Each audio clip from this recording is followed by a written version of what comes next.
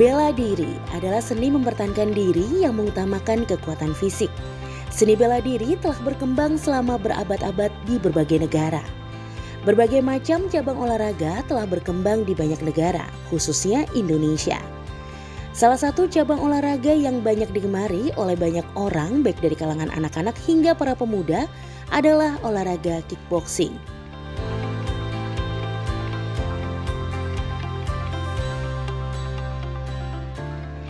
Kickboxing sendiri merupakan cabang olahraga yang memadukan gerakan pukulan dan tendangan. Kickboxing berasal dari Jepang yang lahir pada akhir tahun 1950-an. Namun pada tanggal 20 Juli 2021, International Committee baru mengakui kickboxing sebagai salah satu cabang olahraga Olimpiade.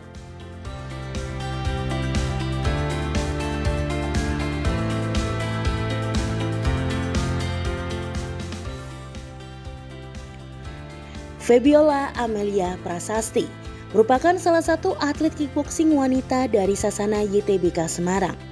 Memang terdengar unik seorang wanita mengikuti bela diri kickboxing, yang dimana pada umumnya dikenal dengan sebuah cabang olahraga yang memiliki tingkat kekerasan dan resiko yang tinggi. Seringkali ia mendapatkan komentar miring dari masyarakat umum mengenai hobinya yang didominasi oleh kaum pria. Perkenalkan, nama saya Febiola Amelia Prasasti. Saya sebagai atlet kickboxing wanita dari YTBK Kota Semarang. Saya atlet dari cabur kickboxing. Saya berhasil mengikuti Porprov dan saya berhasil mendapatkan emas juara 1. Dan saya juga berhasil mengikuti ajang prapon dan saya mendapatkan medali perunggu. Saya mengikuti kickboxing untuk menggali prestasi dan mendalami bakat saya, serta mencari pengalaman agar saya tidak berada di posisi zona nyaman saya. Alasan pribadi saya mengikuti bela diri adalah karena dulu waktu kecil kan saya agak tomboy dikit. Nah, habis itu banyak banget dari teman-teman SD aku yang kayak ikut taekwondo, ikut intinya karate kayak gitu-gitu. Nah, dari situ timbullah rasa kayak kemauan ingin mengikuti bela diri itu sendiri. Terus habis itu kebetulan saya kan juga anaknya agak suka keras sama orang gitu. Jadi daripada saya bertengkar terus habis itu ngelukain orang lain, mending saya kan ikut seperti ini kayak gitu. Terus habis itu saya bilang ke orang tua saya untuk minta izin kayak, "Mah, Pah, aku pengen ikut taekwondo pertamanya," karena waktu kecil dulu taunya taekwondo kan. Terus habis gitu saya dibolehin sama ayah saya diantar untuk ke sini dilatih oleh Pak Amri, tapi kendalanya ada di ibu saya. Ibu saya tidak mengizinkan anak perempuannya untuk mengikuti bela diri, ini kan olahraga yang keras kayak gitu. Ibu saya bilang kayak, "Udahlah, kamu sekolah aja, kamu di rumah aja, ngapain gitu perempuan ikut bela diri, nanti jadinya kayak perempuan kasar." Ibu saya bilang, "Perempuan kan nanti juga bakalnya di rumah, mending kayak nyapu, bantuin ibu masak, nyuci piring kayak gitu-gitu." Tapi kemauan saya untuk mengikuti bela diri memang sangat sudah bulat dan tekad saya udah benar-benar ada. Jadi dengan dukungan ayah saya sendiri, saya dan ayah saya menyetujui untuk saya seperti ini. Akhirnya dengan dukungan orang tua saya, terutama ayah saya dapat terus berlatih dan alhamdulillah setiap datang ke perlombaan saya selalu menjuarai perlombaan tersebut ya. Walaupun kadang dapat emas, perunggu, perak kayak gitu, tapi tetap saya dapat. Dan dari sini juga menjadi jalur rezeki untuk saya. Dan dari situ orang tua saya, mama saya mulai perlahan luluh dan mulai lama-lama mendukung saya karena di sini saya juga bisa mendapatkan uang dan bisa mendapatkan apa yang saya mau. Latihan adalah makanan sehari-hari bagi semua atlet. Doa, usaha, ketekunan, dan semangat sudah menjadi bumbu-bumbu rahasia keberhasilan mereka. Karena setiap atlet telah memiliki alasan dan tujuan mereka sendiri. Banyak banget orang-orang di luar sana yang nganggap itu kalau perempuan, ngapain sih perempuan ikut kickboxing, ngapain sih perempuan ikut Muay Thai.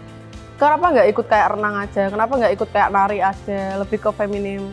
Menurutku perempuan tuh malah harus lebih belajar bela diri ya, karena banyak banget orang-orang jahat di luar sana, kayak ya banyak banget korban-korban pelecehan juga di luar sana. Jadi kayak kita sebagai perempuan tuh harus memiliki basic bela diri sendiri untuk kita jaga diri kita sendiri, untuk kita menjaga keluarga kita, orang lain, karena kita nggak akan pernah tahu kejahatan kayak apa yang bakal terjadi sama kita. Jadi menurutku perempuan memang harus wajib memiliki basic bela diri.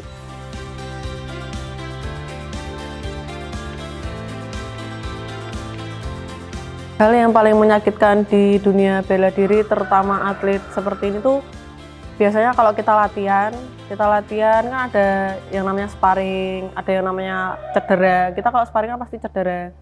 Tapi itu semua nggak ngehalangin saya untuk terus berlatih dan tidak menghalangi tujuan saya untuk menjadi juara.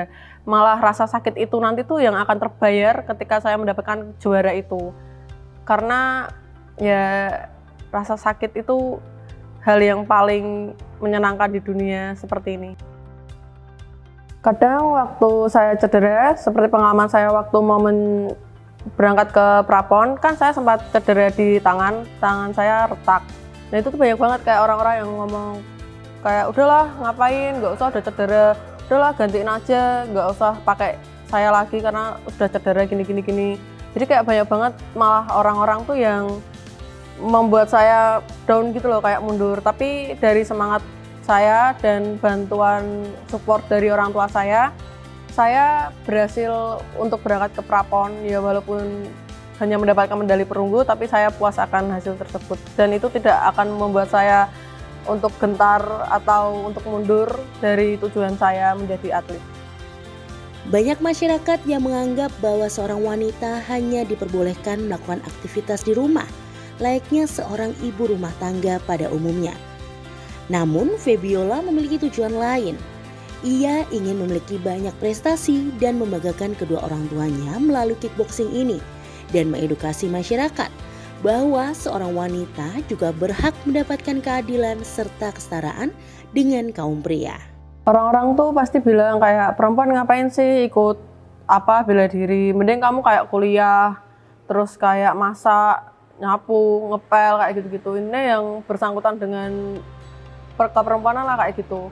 Padahal dengan saya sendiri mengikuti kickboxing ini, saya sangat-sangat happy, sangat-sangat bahagia karena emang saya di sini menemukan passion saya dan jati diri saya sebagai seorang perempuan. Cedera itu hal yang wajar bagi atlet karena ya itu tadi ya, kita latihan sangat keras. Mungkin kita memerlukan waktu istirahat sehari 2 hari, tapi habis itu kita tetap lanjut latihan lagi. Kalau untuk di TLJ sendiri, kita untuk menarik orang-orang ya, biar orang-orang tuh tertarik gitu loh sama bela diri, kickboxing, boxing, kayak gitu-gitu. Jadi nanti kan kalau ada yang lihat, biasa kayak gitu banyak banget yang tanya kayak, Mbak ikut bela diri apa sih? Pelatihannya di mana sih? Nah gitu, kita memperkenalkan kickboxing dan boxing di lingkungan-lingkungan umum. Banyak banget orang-orang yang meremehkan saya ketika saya mengikuti kickboxing, tapi alhamdulillah saya memiliki orang tua, teman, pelatih yang selalu mendukung saya, mensupport saya sehingga saya bisa menjadi juara, dan itu yang membuat saya bisa maju sampai saat ini.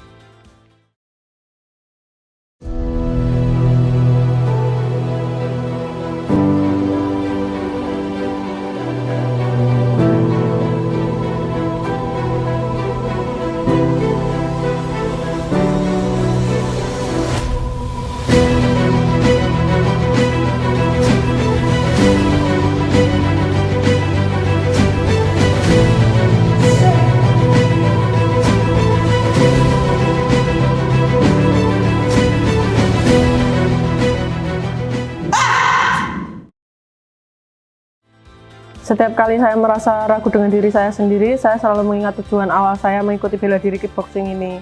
Dan saya selalu mengingat tujuan saya untuk menjadi seorang juara. Menjadi seorang atlet tentu saja bukanlah hal yang mudah, karena banyak sekali tantangan yang harus dihadapi. Seperti halnya menjaga berat badan agar tetap stabil, saat mendapatkan jadwal datang bulan bahkan diremehkan oleh orang-orang terdekat.